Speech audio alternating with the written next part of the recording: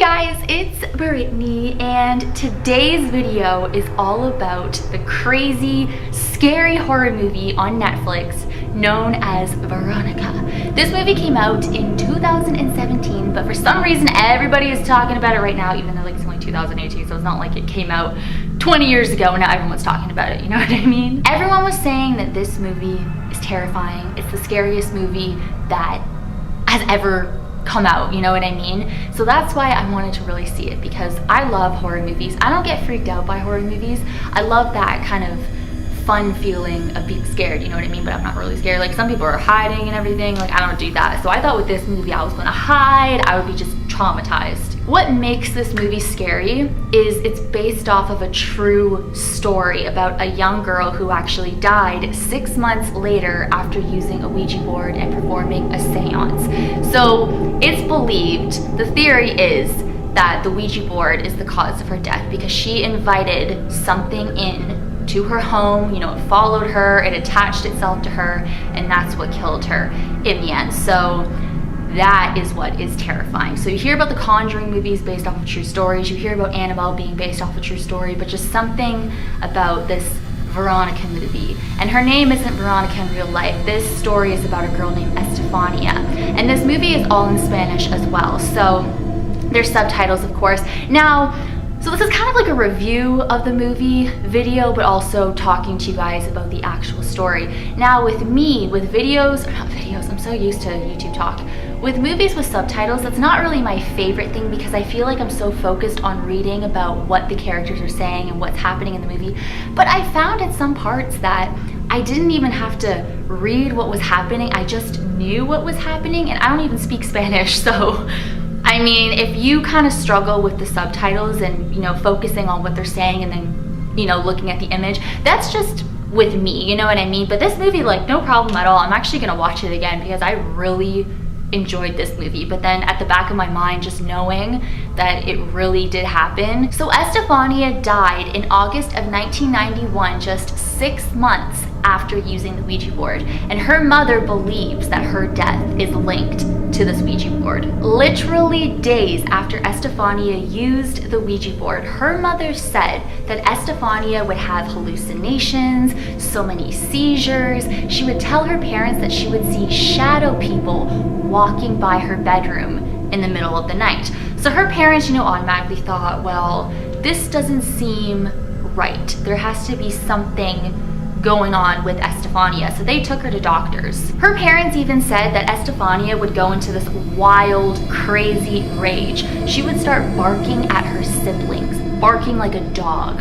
So I mean, that right there is super creepy. And you know, from taking her to so many doctors, doctor after doctor after doctor, these doctors could not find anything wrong with her. They could never give her a diagnosis. So it just didn't make sense. You know, she was a perfectly healthy, normal child, like happy, and you know what I mean? And then days after using the Ouija board, she started having seizures, she started seeing shadow people, she started barking, she started having these crazy outbursts of rage and, you know, taking it out on her siblings and stuff. So it's just kind of an overnight thing, you know? So as the days went by, weeks went by, months went by, her hallucinations and visions got so intense, so vivid, and they would just happen pretty much every day, numerous times a day. And she was then admitted to the hospital one evening of August 1991, and that is the night that she did die. Now, according to medical records, her death is just labeled as unexplained. Nobody knows exactly how she died. So after Estefania did pass away, you know, her parents were completely heartbroken, of course, but at their home, that is when they started to experience all these supernatural forces that Estefania was claiming were happening. Like, she was seeing these, you know, they thought that she was hallucinating and just having these visions.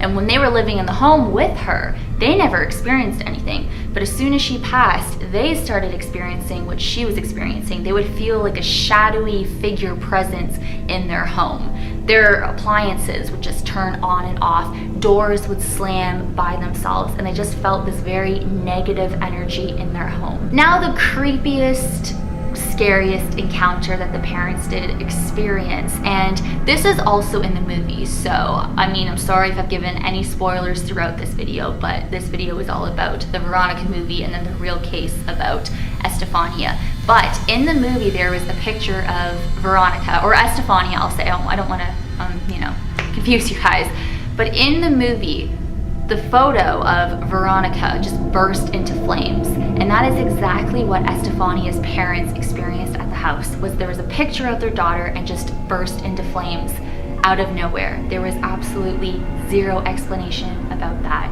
and that is the creepiest. Like, that is creepier than seeing a shadowy figure, or you know, your appliances turning on and off, or hearing a door slam out of nowhere. Seeing a picture of your deceased loved one just burst into flames for no reason at all, that is scary. Now, on November 27th, 1992, the parents were in bed and the mother felt this pressure on her chest, but nobody was around. So she's laying in bed as she feels this pressure on her chest. She then feels hands wrapping around her feet and her hands, like grabbing her. After that happened, they called the police. When the police arrived, the family were standing outside of the apartment just shaking because they were absolutely terrified about what was happening in this house. And this happens all after Estefania passed away. So the police asked the family, like, what is going on? Because they were just shaking. They had fear in their eyes, and they were telling the police all about the paranormal experiences that were happening. They said pictures were flying off the walls.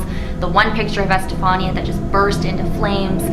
They just had a very negative vibe in their home. The police were then asking them, well, how did this happen? You know, did you do something? Like, how is this going on? I don't understand, kind of thing. And they told them exactly what happened to Estefania. She used a Ouija board. She was then possessed for months, and then she suffered a terrible death.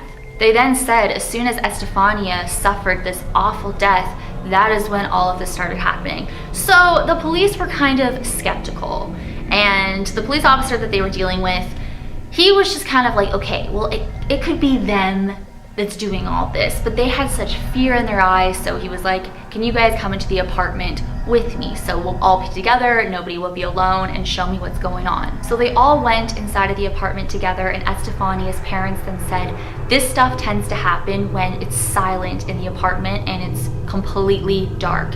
So they decided to stay silent and to turn off the lights. They were all standing in this really tiny living room, and as soon as those lights went out, there was a door that just kept opening and shutting, like slamming shut by itself repeatedly. It sounded very violent, very negative, and they couldn't, I mean, the police officer could not believe what was happening. So as this crazy banging is just happening, he then told someone to turn on the lights, and he just thought it could be anything or anyone, you know. As soon as the lights went off, this banging sound just slamming, it was insane.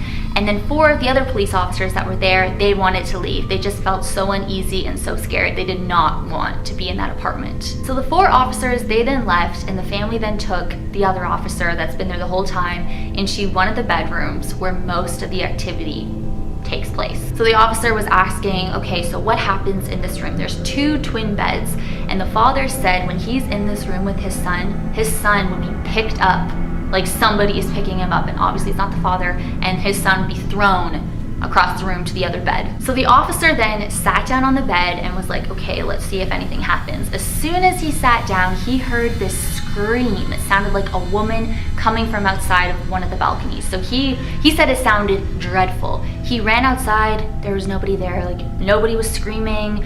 There was nothing to make that screaming sound, you know what I mean? It just, and the fact that when he sits down, that's when it happens. It was also around 2:30 in the morning, so hearing that scream, you know what I mean? It's crazy. So that is the true story about Estefania, and this whole case was the inspiration behind the Veronica movie. So definitely, if you have not watched Veronica, I highly recommend it. It is really crazy, really scary. I was kind of skeptical at first because everyone, you know, was talking about it and stuff, and then I didn't even know it was based off of a true story until I started reading about it, and then I said, okay, I'm going to definitely watch this, and it is definitely very scary. It's a really good movie, but just knowing that it's based off of a true story, and of course in the movie you don't know which parts are the truth and which parts have been, you know, exaggerated for movie purposes, you know what I mean? But just knowing that the cause of death for Estefania could have been behind the Ouija board, her summoning the demons and stuff, it makes sense. She was also just 18 years old. 18.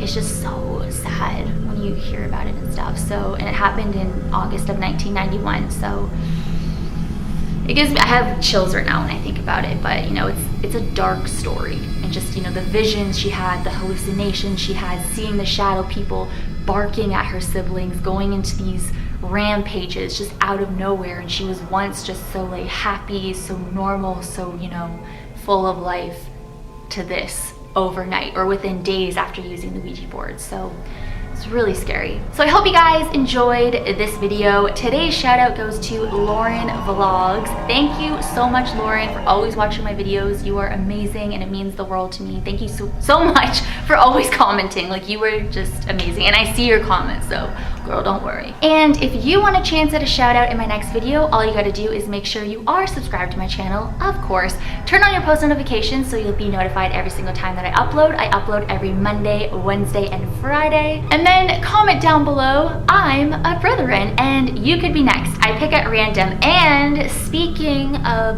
Britherin, guys, I have limited edition Britherins shirt. Sounds weird. We're Britherin shirts, but it says Britherins because that's what we are.